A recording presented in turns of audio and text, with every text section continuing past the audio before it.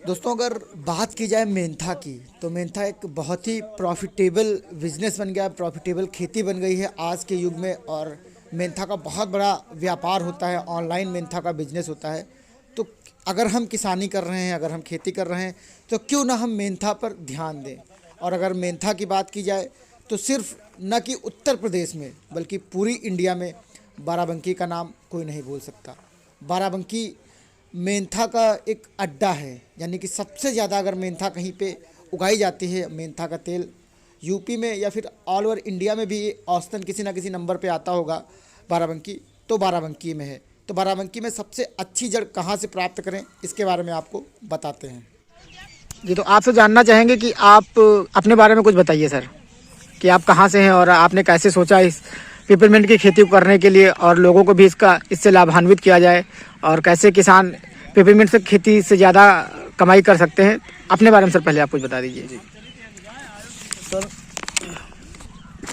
लगभग 25-26 वर्षों से हम काम कर रहे हैं जी। और इसकी शुरुआत पहले हमारा जो मेंथा सेंटर हमारा जो मसौली था जी। वहीं चौराहे पे हम लोग वहाँ पे बैठते थे, और इसकी जानकारी हमको मेंथा की वहीं से हमको प्राप्त हुई, और वहीं से इसको हमने सीख करके लोगों से जानकारी ले करके फिर हमने धीरे धीरे इसको जो है करना शुरू किया। जी। और करते करते फिर हम लोगों को वहाँ मेंथा चौराहे से हमको अच्छी नस्लें नहीं मिल पा रही थी। इसकी जड़ें हमको जो है डुप्लीकेट मिलती थी, अच्छी नहीं मिल पा रही। तो इसके बारे में धीरे धीरे हम लोग अपना रिसर्च करने लगे कि हमको कहाँ से अच्छी जड़ मिलेगी। तो इसके हम सरकारी संस्थाओं से जुड़े, फिर लखनऊ में सिमैप एक होता है, सिमैप में हम लोग जाने लगे, और सिमैप में जा करके वहाँ पे जो डॉक्टर इनके मेंथा के डॉक्टर संजय सिंह हैं, उनसे मैंने संपर्क किया, और वहीं से हमने अच्छी जड़ों को वहाँ से प्राप्त किया।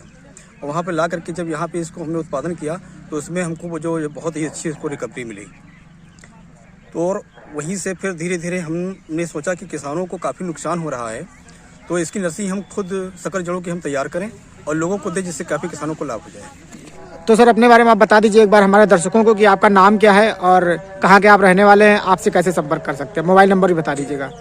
मेरा नाम सतीश कुमार वर्मा है जी। विलेज अनखा का रहने वाला हूँ, और मेरा जिला बाराबंकी लगता है, और पोस्ट मसौली, ये पोस्ट सद्दीपुर लगता है। सर नंबर, मोबाइल नंबर आपको याद है? तो मेरा मोबाइल नंबर ये 87 26 65 52 53।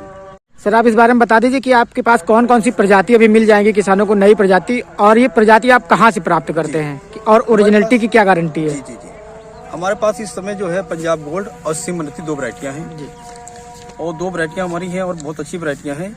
इनको एक हमारी ये जो पंजाब गोल्ड वैरायटी है, ये हमारी ये बाहर की, ये उत्तरांचल की हमारी वैरायटी एक प्राइवेट फार्म की वहाँ से हमने प्राप्त किया है, और दूसरी हमारी जो ये सिमरती वैरायटी है, ये लखनऊ सिमैप से मैंने प्राप्त किया है।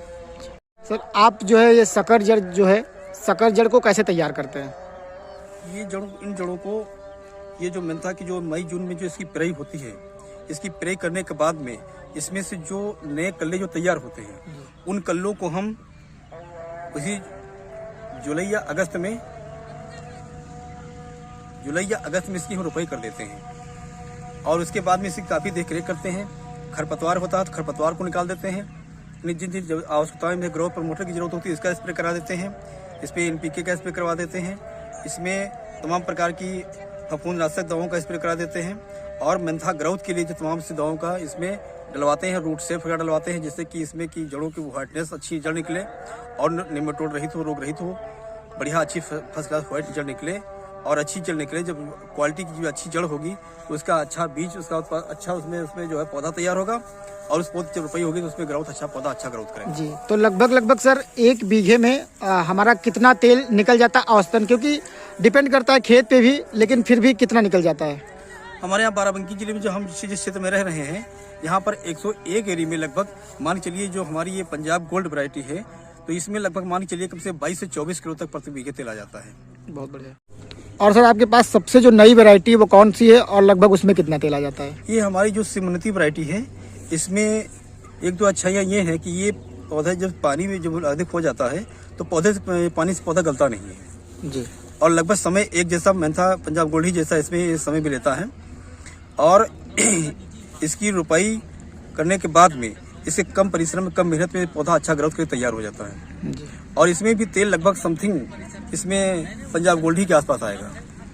और सर मेंथा में जो तेल अधिक हम लोग निकालते हैं, क्योंकि कुछ और भी कुछ करना होता है, क्या प्रयास हम करें तो तेल हमारे मेंथा में अधिक आ जाएगा? जी, इसके लिए जो है समय से इसकी नर्सरी तैयार की जाए और समय से इसकी रोपाई होनी चाहिए। समय से रोपाई होने के बाद में इसमें जो कुछ स्प्रे होते हैं कुछ अनिवार्य होते हैं, जैसे नीचे इसमें टॉप ड्रेसिंग के समय 1 महीने के बाद टॉप ड्रेसिंग के समय जो यूरिया में 5-6 किलो प्रति बीघे की दर से यूरिया और 500 ग्राम ये आपका सल्फर, एक्सल कंपनी का सल्फर WDG, इसका मिला करके जो है इसमें खेत में टॉप ड्रेसिंग करवा देना चाहिए।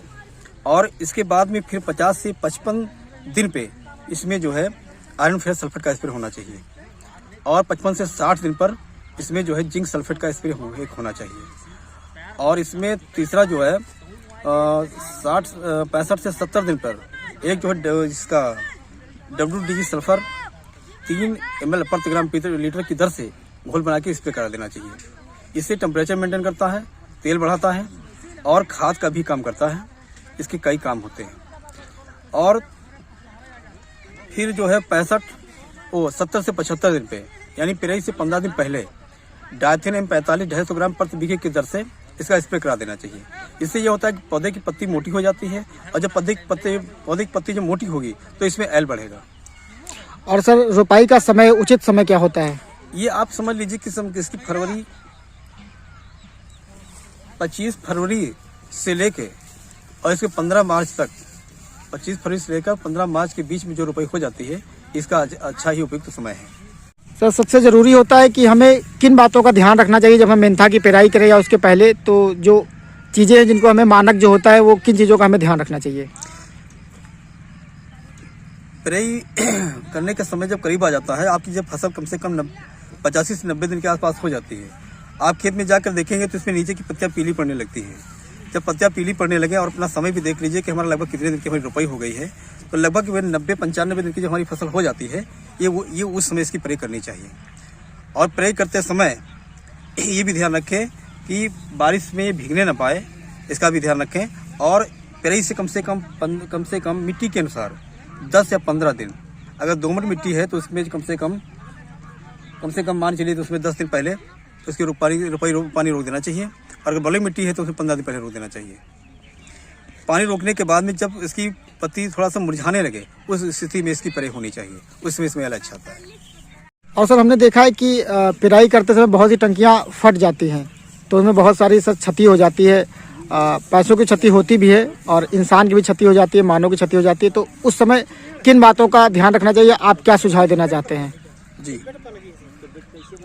पहली चीज़ तो ये है कि जिस समय बॉयलर हमारा चल रहा हो और उसमें झोंकाई चल रही हो, तो हमारी टंकी का जो कंडेंसर से जो कोयल उसमें जो पाइप लगा होता है निकासी का, वो कम से कम 4 इंची मोटा पाइप होना चाहिए, 3 से 4 इंची से कम नहीं होना चाहिए।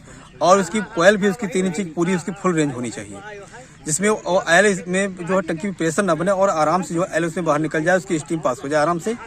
तो ये आपको ध्यान में रखना चाहिए टंकी बनवाते समय।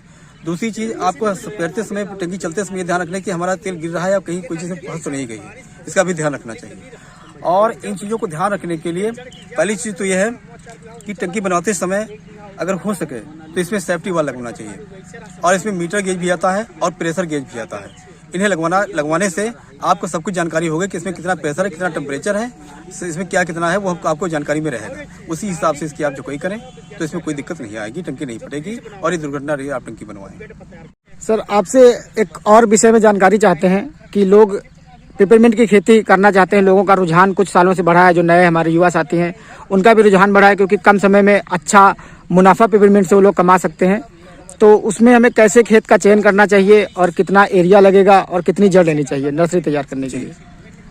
अगर आपको अच्छी नर्सरी तैयार करनी है तो उसके लिए आप चाहिए कि छायादार जगह नहीं होनी चाहिए, जहाँ पे जल भरा हो वो खेत नहीं होना चाहिए, और आपको खुली जहाँ पे धूप लगती हो वहाँ पे दोमट या बलुई मिट्टी होनी चाहिए। और उसको बढ़िया अच्छी जुताई करवा देनी चाहिए, 2-3 जुताइयाँ करवा दीजिए।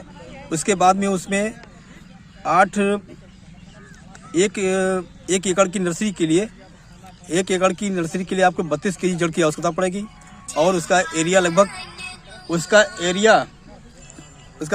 जो है 200 वर्ग मीटर होना चाहिए जी। 200 वर्ग मीटर में उस नर्सरी को डालना है और उसमें उसके लिए आप उसमें DAP 5 किलो DAP और 3 किलो NPK वो पोटास मिला करके खेत में डलवा दीजिए और उसके बाद अच्छी खेत की मिट्टी तैयार करवा लीजिए, भुरभुरी तैयार कर लीजिए। उसके बाद में समतल क्यारियाँ उसकी बनवा लीजिए।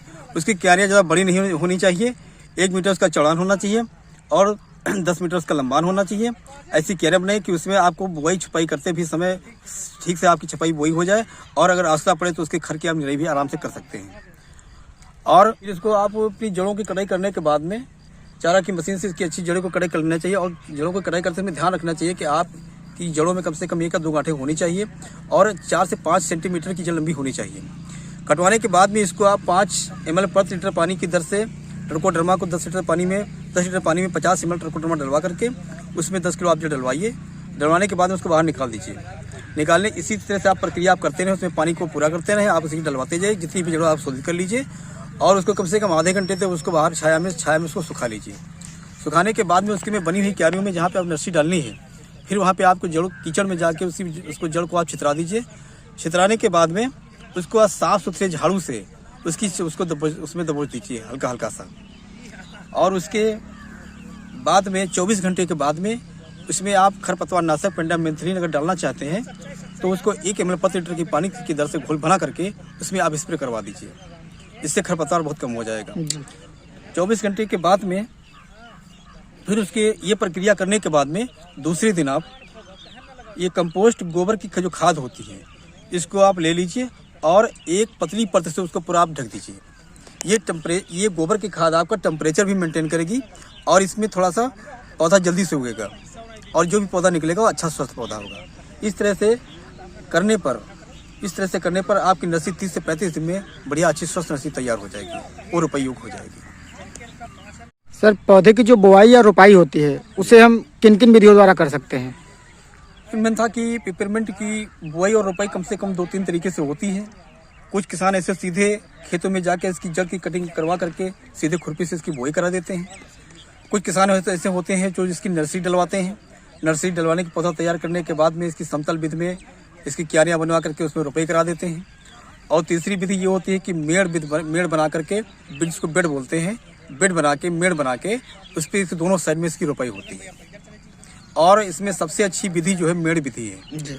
इसमें फायदा क्या होता है कि इसमें एक पहली चीज़ इसमें पानी कम लगता है। दूसरी चीज़ पौधा जब उसकी पानी की थाप जहाँ ऊपर होती है, पौधा ऊंचाई पे होता है तो पौधा गलता नहीं है और पौधा स्वस्थ रहता है। और तीसरी चीज़ होती है इसमें खरपतवार भी थोड़ा कम होता है और कीट पतंगे भी इसमें कुछ कम लगते हैं। और इसमें एयर पास होती रहती है, इससे पत्तियाँ भी कम चढ़ती हैं, जिसमें इसमें 2 किलो तेल एक्स्ट्रा भी आता है। क्योंकि सर बाराबंकी मेंथा के लिए जानी जाती है और अफीम के लिए भी जानी जाती है। तो मेंथा के लिए बाराबंकी बहुत फेमस है। दूर दूर से आपके पास ग्राहक हैं जो कि हर साल आपसे जड़ ले जाते हैं। 10-10, 20-20 कुंटल तक जड़ ले जाते हैं एक जो ग्राहक होता है। और आप फेमस भी हैं बाराबंकी में। सबसे ज़्यादा जो अगर कोई आप पे भरोसा कर सकता है, तो अगर किसी भी किसान भरोसा करता है तो आप पे भरोसा करता है, क्योंकि आप पिछले 26 सालों से जड़ का काम कर रहे हैं, मेहनत काम कर रहे हैं और क्वालिटी से आप कोई कंप्रोमाइज़ नहीं करते हैं। तो एक बार फिर से जानना चाहेंगे सर, आप अपना नाम, गांव और मोबाइल नंबर बता दीजिए, ताकि कोई अगर इंटरेस्टेड हो, कोई अगर लेना चाहे जड़, तो आपसे किस नंबर पर संपर्क कर सकता है और आपका क्या नाम है, आप कहाँ रहते हैं, इस बारे में बता दीजिए। जी, मेरा नाम सतीश कुमार वर्मा है। मेरा विलेज अनखा है, पोस्ट सदर दीनपुर है, डिस्ट्रिक्ट बाराबंकी है, विकास खंड मसौली। तो अगर कोई मान लीजिए बाराबंकी जिले में आता है तो आपके घर आने का रूट क्या है, किस माध्यम से आएगा? ये जो देवा भैरा रोड जी, मसौली भैरा रोड जी, देवा भैरा रोड या मसौली भैरा रोड कह लीजिए, इसी रोड पे मेरा मकान पड़ता है। अच्छा, तो मतलब कोई अगर बाराबंकी से मसौली आएगा जी, तो उधर से क्या रूट है? मसौली से अगर आएगा तो ये रोड सीधी जो रोड भैरा होती है चली आई रोड देवा के लिए, बस इसी रोड पे मेरा मेरा मकान पड़ता है। वहीं पे मेरा बैनर पोस्टर सब लगा हुआ है। ठीक है सर, धन्यवाद बहुत बहुत और बहुत बहुत धन्यवाद।